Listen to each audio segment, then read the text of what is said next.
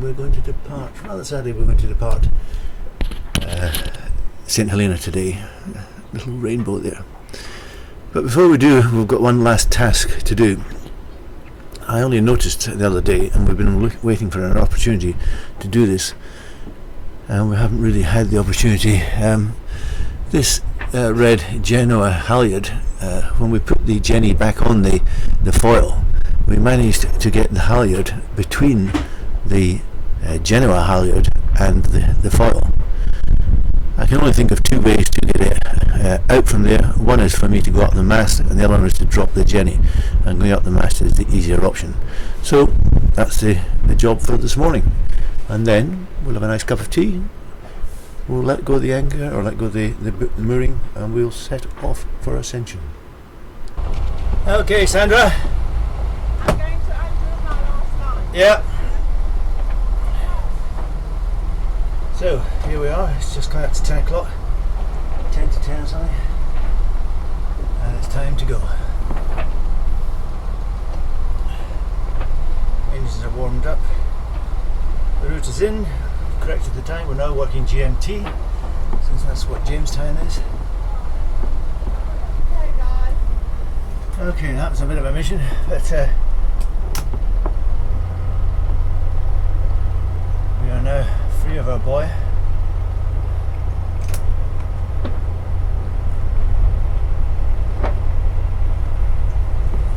And it's time to head off.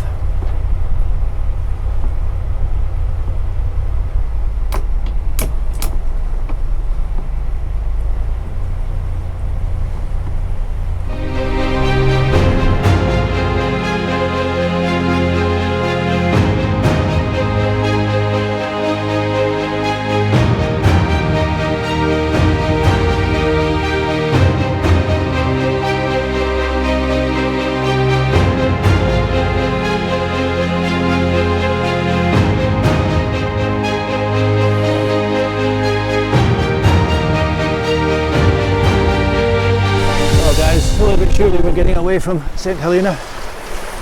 When we set off, it was pretty calm or fluky conditions in the shadow of the island.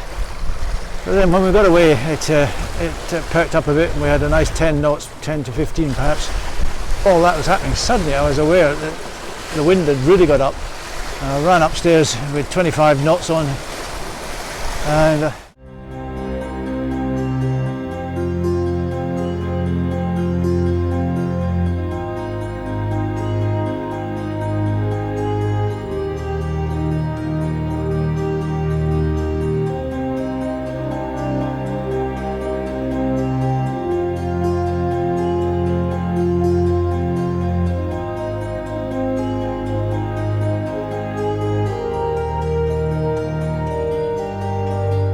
guys, it's Sunday morning, 29th of May.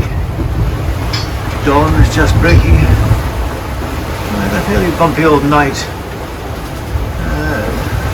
The waves seem to sort of come from almost every direction. They're coming from behind us, obviously, but then they get bits coming across the way and so on.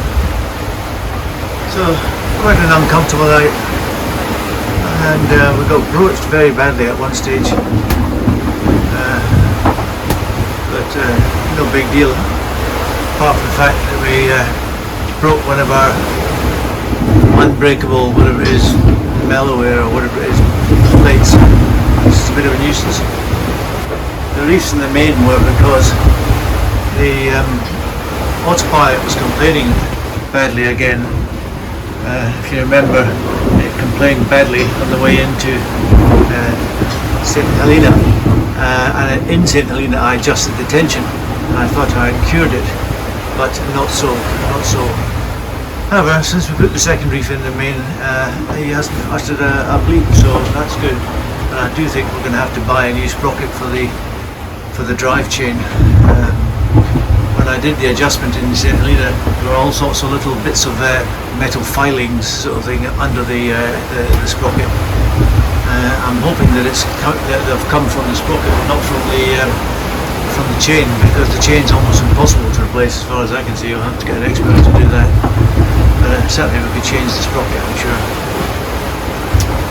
We came along at a fairly good old pace. After a sort of slow start, as I said yesterday, it really picked up, and we were whizzing along at probably averaging 7 knots, I think, for a while.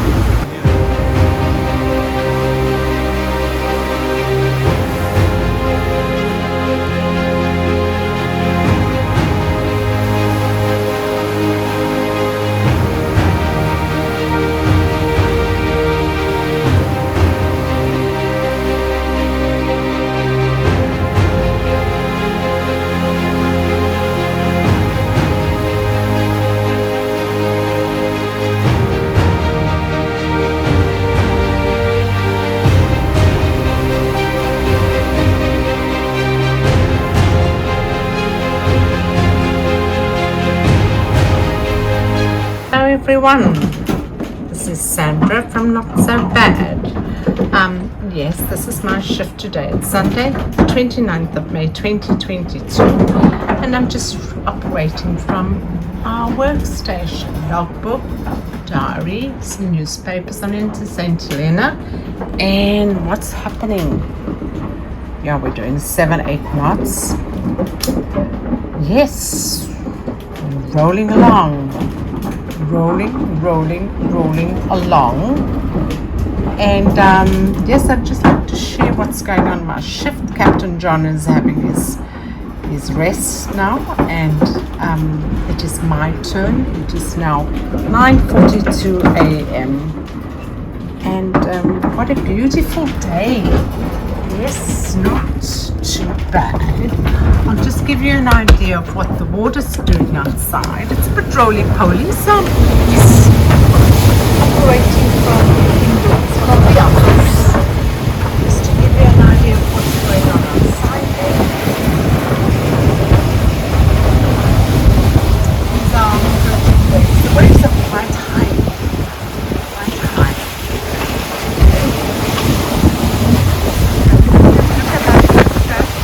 Michelle, for you can see part of the Genoa,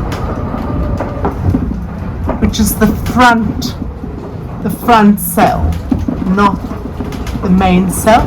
There's the one right in the front of it. I'm showing it to you. That is what it is.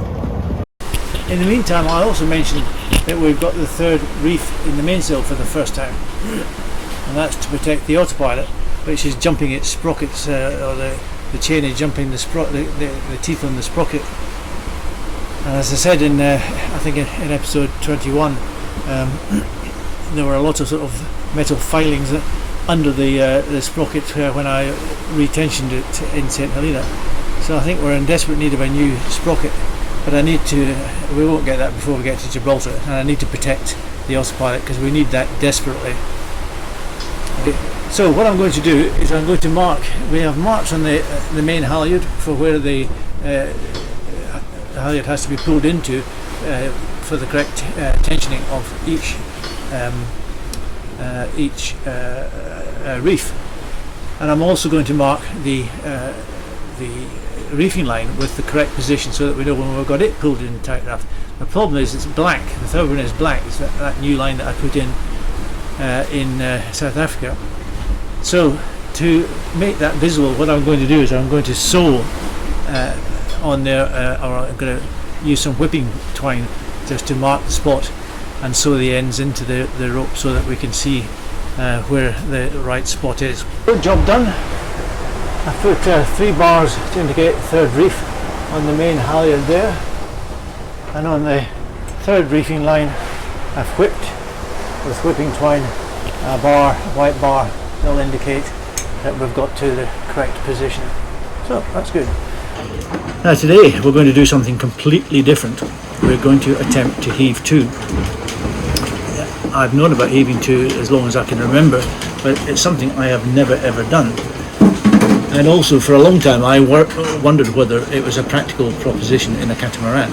However, I have a document which I've had since before I left Abu Dhabi, which is the practical guide to heaving to a cruising catamaran. So we're going to give that a go today for a couple of reasons. First of all, the conditions are reasonably benign, but nonetheless we've got sort of 15 knots of wind and reasonable seas, So we'll be able to see whether it actually makes a difference or not, or if it works. Secondly, all the models are saying we're going to get to Georgetown Ascension somewhere in the middle of Wednesday night, Thursday morning, and the guide says do not get there in the dark. So we've got a bit of time to waste, and this is as good a time as any to practice heaving to. The basic setup, it says, is completely furl the headsail. Well, we have the headsail furled, as I said, it's been furled since yesterday sometime, and then triple reef the main, which we have already. I always worried that in the original sail plan that we had, we didn't have a third reef, so I was worried that reefing the yacht, heaving to the yacht was not a practical proposition. Now we have a third reef, but I note that it says if it's less than 25 knots you should use a double reef.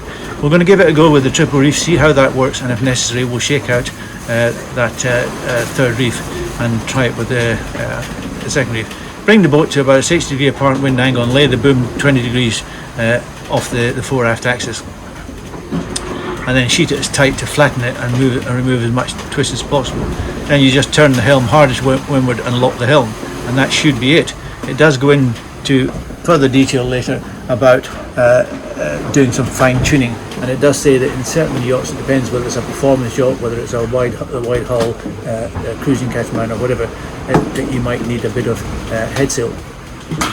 So while we've got a bit of time to kill, because we don't want to get there until it's light, to Georgetown until it's light, and while we've got sort of benign conditions, I thought it would be a good idea for us to practice heaving to. So we're going to do that this morning. Training day today. Yes, that's it, isn't it, Commodore? That's it. Yeah, we're going to do training today. Be prepared for the unexpected. Yes, as it says in his article, nobody's going to want to try this in really bad conditions when they've never done it before. So we need to get a bit of practice at it just in case we ever need to do it. So, and there are another number of other reasons for doing it, and one of them is waiting for light to get into a channel, into an anchorage, into a harbour, or perhaps into a small atoll or something like that, where you need to do visual navigation to avoid the corals. So I've heaved to over to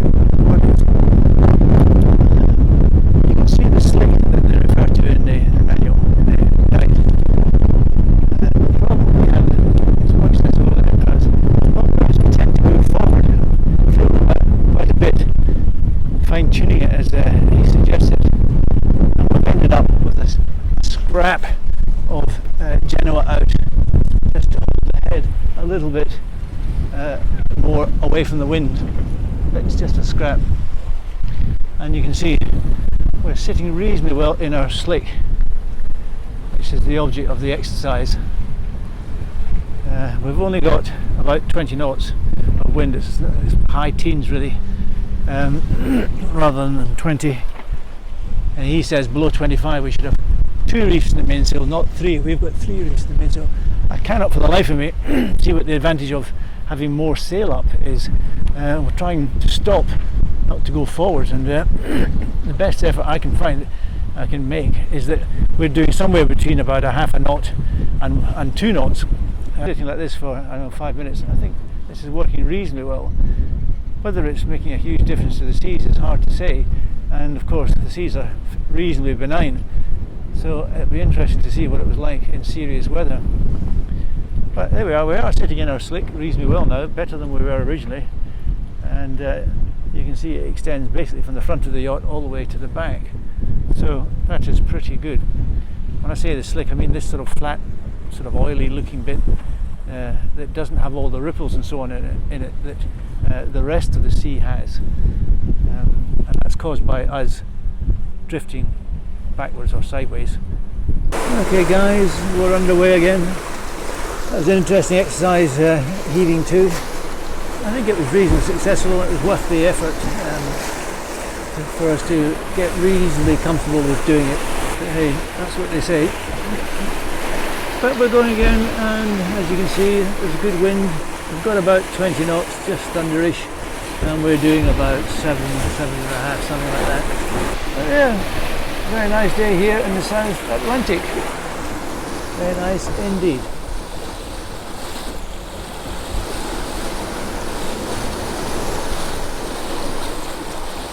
we're running with 2 reefs in the mainsail. We shook out the 3rd reef and we've got basically the whole Genoa. I'm trying to always have at least one turn on the Genoa to protect that luff, particularly at the head, which is part of the centre and I sewed up.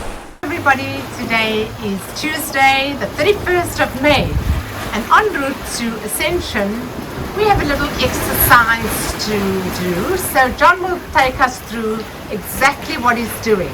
We've been asked by, when we were in St. Helena, we've been asked to do a plankton collection experiment.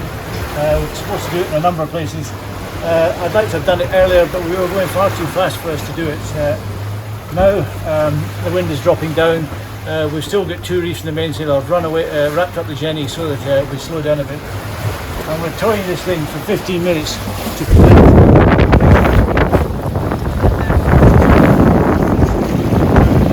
And then put it in the fridge or the freezer. And we're going to do this 2 or 3 times in the next day or so. And the sun goes down on the last day of May.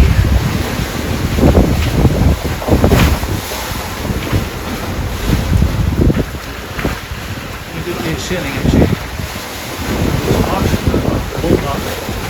We did the even 2 experiment, which worked pretty well. I'm glad we tried that. And we've done the plankton experiment.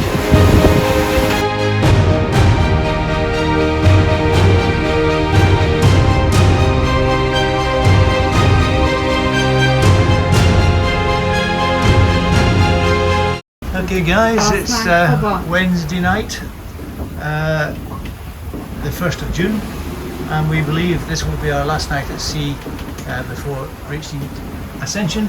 Commodore, what's occurring? Oh, we're going to have some dinner now.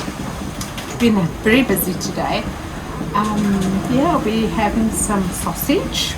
Oh, is that South Dania African sausage again? Yes, with lots of coriander flavour, with some potatoes and chow tossed in some caramelized onion with some coleslaw, which is our carrots and cabbage from South Africa. So yeah, South Africa rocks. Homemade by the Commodore.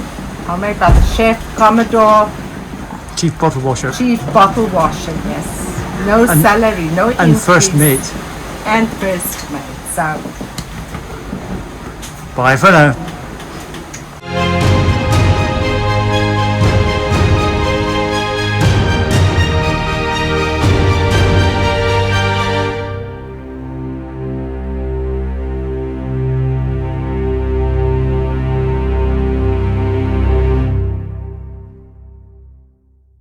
Morning guys, it's Thursday the 2nd of June and the dawn is just breaking. Although I don't think we're going to see the sun for a little bit behind these clouds. Slight worry, these clouds can bring some gusts. Not what we need, because we are now approaching Ascension. And there it is. We timed our arrival to make sure we didn't get here in the dark. So it's worked out pretty well.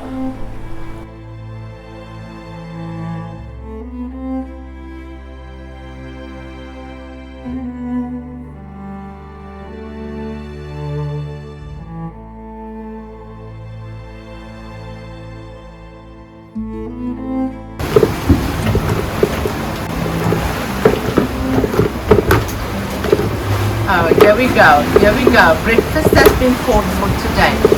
Okay. What's going on? We've got our second fish of the day. Besides from this. Beautiful. This is our second one today on the 2nd of June. So John's becoming a professional fisherman. Oh, life saved. We don't have to wait until we first get him in the apartment, in the boat, to see if we actually have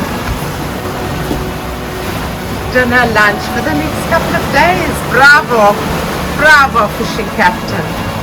I think they like the view, the beautiful, shocking pink lure. Yeah. Thank you for the lure from Thailand. No, this is from Durban. From Durban. Durban, thank you.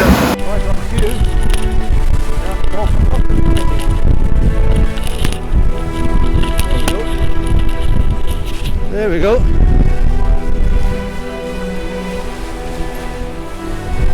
Where have they gone? Whoa. I haven't seen dolphins for a long time. Here they are.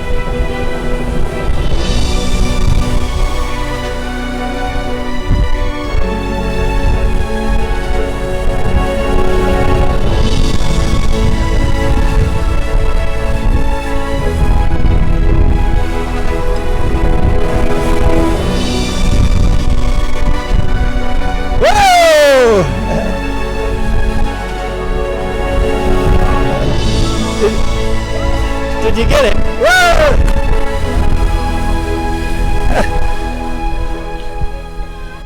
Hey guys, this is Ascension. We are heading towards our parking space, and now we've got the special force or the guides guiding us into our parking so that we can go and anchor and settle down. So yes, every day is a new day. Not so bad. Right, Captain? Sure is. Sure is. Getting in there. Where to go exactly? Yeah, we had to pass this tanker and pay attention to this tanker. Hence, I think they sent some assistance, which is really kind. There's nothing better than being confident with the people who know what's going on. Not many boats or yachts around here in the